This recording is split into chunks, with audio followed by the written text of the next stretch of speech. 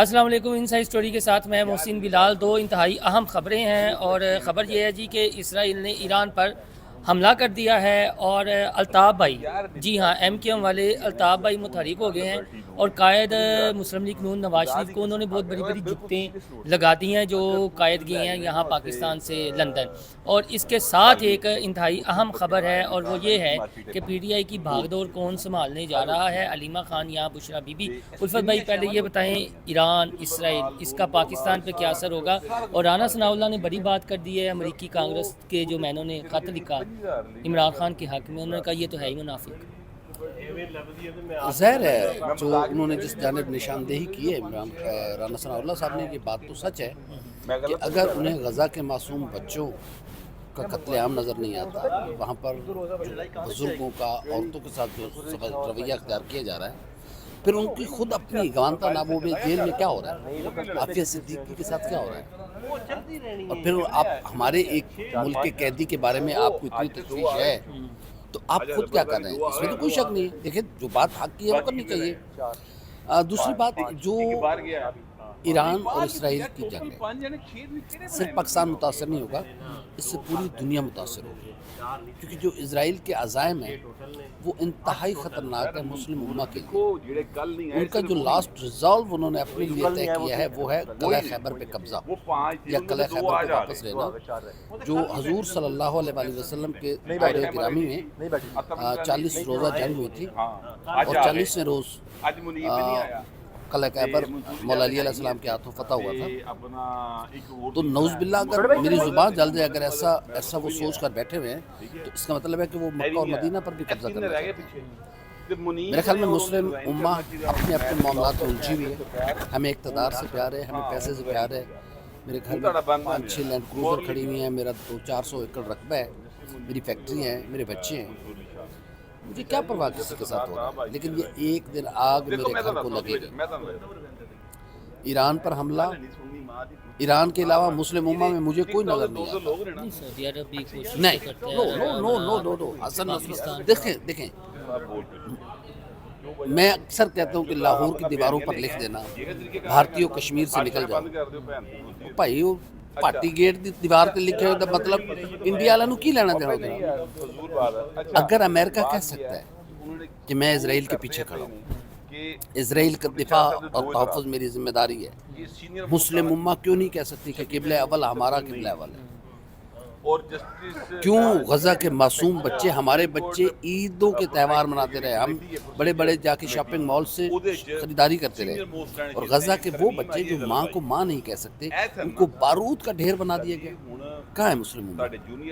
ہم ہرگز جنگ و جدل کے حق میں نہیں ہیں، لیکن میرے پاک رسول کی حدیث ہے کہ مسلمان بھائی ہیں، یہ ایک جسم کی مانند ہے، اور جسم کے کسی حصے کو درد ہوگا یہ سارے ہم درد محسوس کریں گے۔ تو مجھے تو بہت شکوک خود پر بھی ہوتے ہیں کہ میں تو اپنے نبی نامدار صلی اللہ علیہ وآلہ وسلم کی ختمی مرتبت کی اس حدیث پاک پہ میں پورا نہیں اترتا۔ غزہ کے بچے زخمی ہیں تو مجھے کیوں نہیں درد محسوس ہو رہا؟ غزہ کی میری مائیں بہنیں بیٹیاں زخمی ہیں، میں کیوں تکلیف محسوس نہیں کر رہا؟ میں تو اپنی عیاشیوں میں لگا ہوں، میرا کیا لینا دینا؟ تو یہ جو پھر جو خط لکھے جاتے ہیں، جو آپ کا نے ذکر کیا رانا ثناء اللہ وغیرہ نے بھی، کہ ان کو وہ منافقت نظر نہیں آتی ہے۔ بالکل میں نے کہا، رانا ثناء اللہ صاحب نے صحیح کہا کہ آپ کو اڈیالہ جیل کے قیدی عمران خان کے حقوق یاد ہیں، آپ کو غزہ کے معصوم بچوں کے یہ جو پھر پی ٹی آئی والے کس چیز سر کا دیکھیں، جشن مناتے ہیں؟ نہیں، لابی کرتے ہیں۔ میں اس طرف نہیں جا رہا۔ یہ انہیں نہیں چاہیے تھا یہ لابنگ کرتے ہوئے، میری بات سنیں، نہ عمران خان یہودی ایجنٹ ہے، نہ عمران خان یہودی۔ ٹھیک ہے، وہ میری بات، ہاں۔ میں نہ کسی کو، میاں محمد نواز شریف کو جب کہتے تھے نا کہ یہ انڈین ایجنٹ ہے، میں اس وقت میں کہتا تھا کہ میاں صاحب صنعت سوائل ہے، اس ملک کے 3 بار کے منتخب انگریزی کا کی لفظ استعمال کرتے ہیں، صنعت سوائل، یعنی مٹی کا زمین، اس زمین کے بچے، ٹھیک، کوئی اس ملک میں غدار نہیں، یہ بس کر دیں۔ اور میں بھی چاہتا ہوں یہ رانا ثناء اللہ صاحب ورڈ یوز کر کے میں یہاں پر ان سے خلاف کروں گا، انہیں یہ یہودی لابی اور یہ کچھ نہیں کہنا چاہیے۔ کیا معلوم کہ अमेरिकन कांग्रेस का ये खत आपके अंदर डबियाँ पैदा करने की कोशिश हो। ये ओवरसीज़ पाकिस्तानीज़ को क्या करना चाहिए? नहीं देखो, ओवरसीज पाकिस्तानी को जो वो कर रहे हैं वो आपके लिए पैसे भेज रहे हैं और क्या करें आप। नहीं नहीं, ये लॉबी जो है ना, ये गज़ा के लॉबिंग करनी चाहिए, गजा के लिए करनी चाहिए, लेकिन ये चीज़ें लॉबिंग से ऊपर की हैं ये चीज़ें, क्योंकि ये वाशिंगटन थिंक टैंक इसको सारा कुछ डील कर रहा है। जब तक उस थिंक टैंक को आप टच नहीं करेंगे, और फिर दुनिया इस वक्त मादियत परस्ती में जा चुकी हुई है। आपके मुआशी जो इंटरेस्ट हैं, आप देखें ना, मगरिब इस बात का दावा करता है कि हम इंसानी हकूक़ के सबसे बड़े अलमबरदार हैं। लानत भेजता हूँ उनकी सोच पे और उनके इस दावे पे कि जब गज़ा के मासूम बच्चे, रोहिंग्या में क्या हुआ मुसलमानों से, कश्मीर में क्या हो रहा है मुसलमानों से, गज़ा में, बैरूत में क्या हो रहा है, जगहें होती हैं। जब आप मुसाहलत की बजाय आप इसराइल को असलहा सप्लाई करेंगे, इसराइल को जहाज़ देंगे, सारा कुछ दे के कहेंगे कि इसराइल को अपने हमले बंद कर देने चाहिए, भाई आप अपनी कुमक रोकें, आप उनको अपनी दी जाने वाली इमदाद रोकें। तो मैं बता दूँ, ये जब हम तीसरी आलमी जंग की तरफ जा रहे हैं, ईरान कभी इस पे कंप्रोमाइज़ नहीं करेगा, और मुझे पूरा खदशा है कि ईरान का अगला हमला इसराइल को तबाह बर्बाद न कर दे। वो एटमी हमला भी हो सकता है।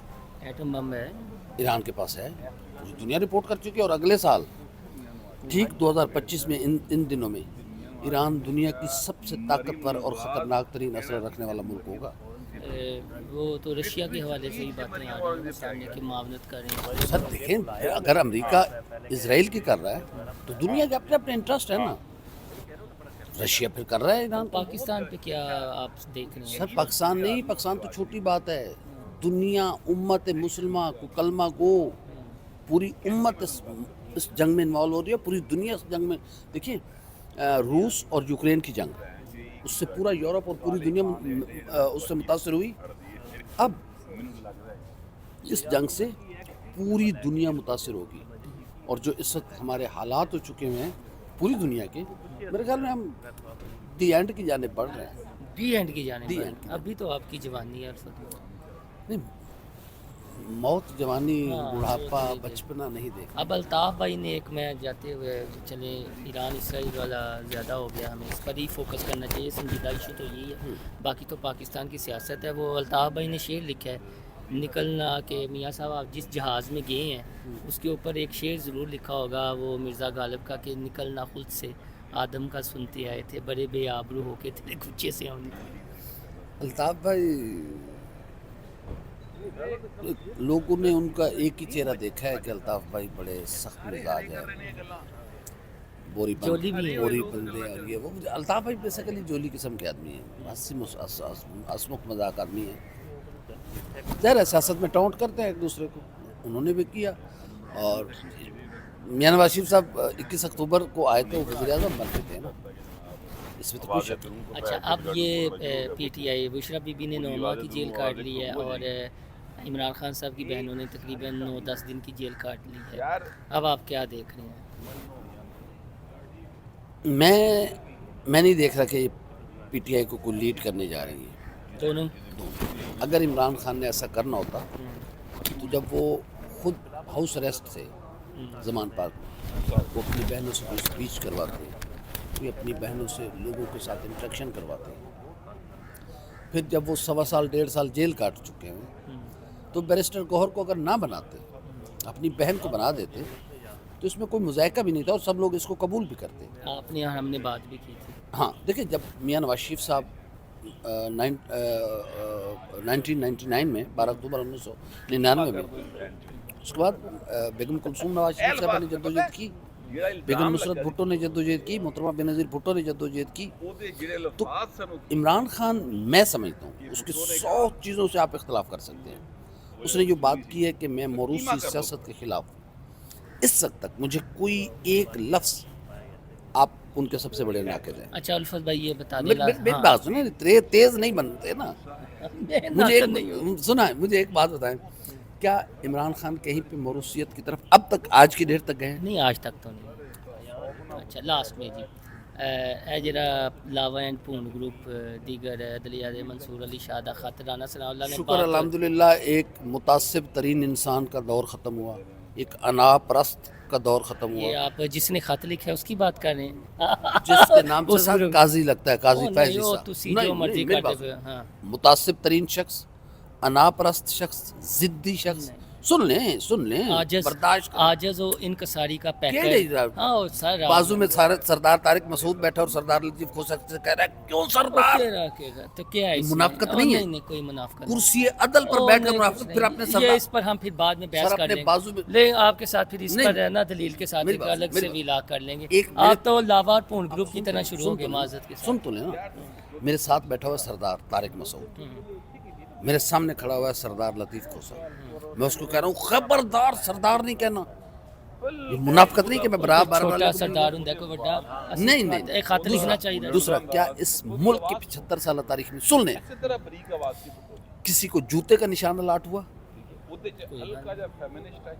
یار نام انہوں نے کیتا الیکشن کمیشن نے کیتا قاضی فیض عیسیٰ آپ جیسے لوگ بھی ان کے میں وہ بس کہتے ہیں آپ سے انشاءاللہ تعالی اس پر ڈیبیٹ کر لیں گے۔ آپ بر گئے سیاہ ترین اور بدترین کوئی سیاحتی نہیں ہے، ایک عاجزی اور انکساری کا پیکر جو ہے وہ روانہ ہوا عدلیہ سے، اور 75 سالہ تحریک میں شاید ہی قاضی یہ ہم اگر یہ 10 سے 15 سالوں کی بات کریں تو قاضی فیض عیسیٰ صاحب جو ہیں وہ ایک ہیرا جج تھے، ان کے مخالفین آپ وہ دیکھیں نا ان کے دلوں میں جو مرور اٹھتے رہیں گے۔